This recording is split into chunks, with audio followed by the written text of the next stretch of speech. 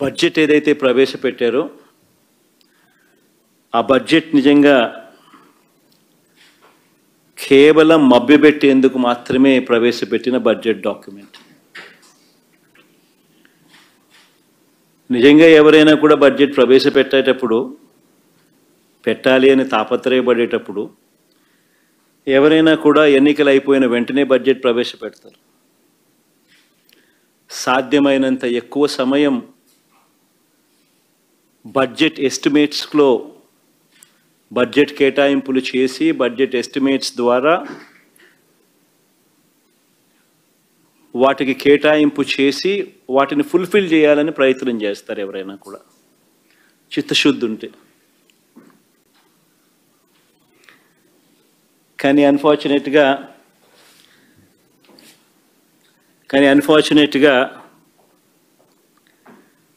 8 నెలలు అయిపోయిన తర్వాత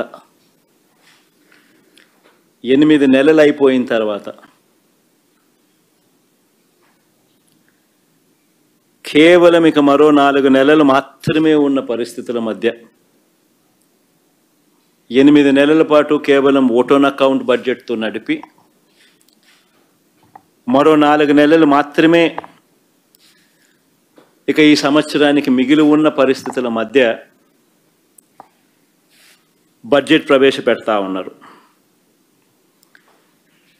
ఆశ్చర్యం కలిగించే విషయం ఏమిటి అంటే ఇంతకాలం బడ్జెట్ పెట్టకుండా ఎందుకు సాగదీసినట్టు అని.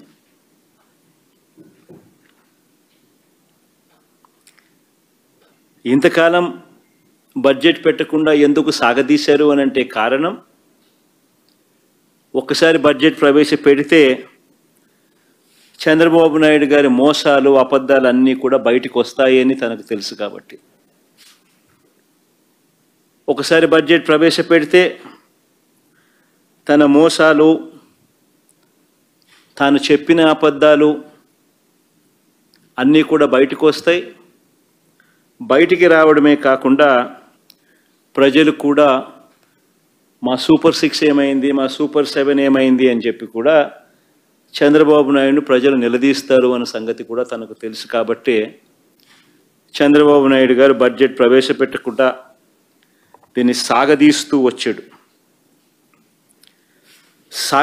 వస్తూ తాను కారణాలు చెప్పుకునే దానికోసం అని చెప్పి రకరకాల కారణాలు సాగదీతకు చెప్పుకుంటూ వచ్చాడు.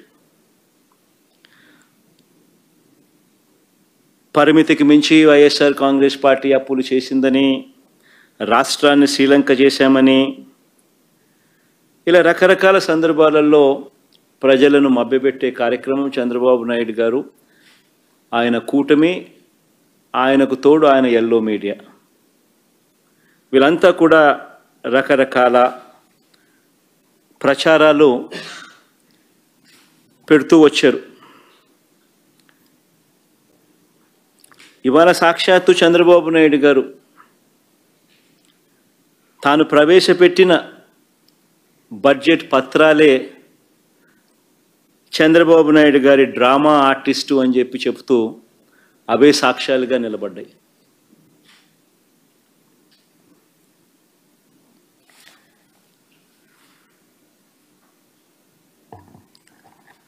చంద్రబాబు నాయుడు గారు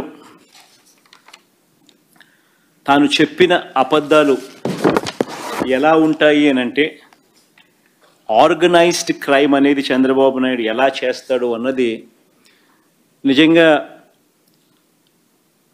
ఈ బడ్జెట్ అనేది చూస్తే, తాను ప్రవేశపెట్టిన తీరు చూస్తే ఎవరికైనా కూడా సామాన్యునికి అర్థమవుతుంది. నిజంగా ఒక ఆర్గనైజ్డ్ క్రిమినల్ ఏ మాదిరిగా చేస్తాడు. తానే ఆర్గనైజ్డ్ క్రైమ్లో భాగంగా ఎలా ఉంటుందనంటే, చంద్రబాబు ముందుగా తన చేతిలో ఉన్న తన ఎల్లో మీడియా ద్వారా పదే ఆర్గనైజ్డ్ క్రైమ్ ప్యాటర్న్ చెప్తా ఉన్నా ఎలా ఉంటుందనంటే, తన చేతిలో ఉన్న ఎల్లో మీడియాతో పదే అబద్ధాలు రాయిస్తారు. ఆ తర్వాత అదే విషయాన్ని ఇదే చంద్రబాబు పదే మాట్లాడుతూ పోతాడు. పనిలో పనిగా అంటే అప్పుల విషయంలో, ఆంధ్ర రాష్ట్రానికి సంబంధించిన అప్పుల విషయంలో ఆంధ్ర రాష్ట్రం శ్రీలంక అయిపోతుంది అని చెప్పి దుష్ప్రచారం చేస్తూ ఆర్గనైజ్డ్ క్రైమ్గా ఏ రకంగా వాళ్ళు తీసుకొని పోయారు అన్న విషయాలు నేను చెప్తా ఉన్నా. పదే పదే తన చేతిలో ఉన్న ఎల్లో మీడియాతో అబద్ధాలు రాయిస్తారు. ఆ తర్వాత అదే విషయాన్ని పదే పదే చంద్రబాబు మాట్లాడతారు. పనిలో పనిగా ఆ తర్వాత తన దత్తపుత్రుడితోనూ తనకు సంబంధించిన ఇతర పార్టీలో ఉన్న తన వ్యక్తులతోనూ ఇవే విషయాలు మళ్ళీ పదే పదే మాట్లాడిస్తారు, ట్వీట్లు పెడతారు.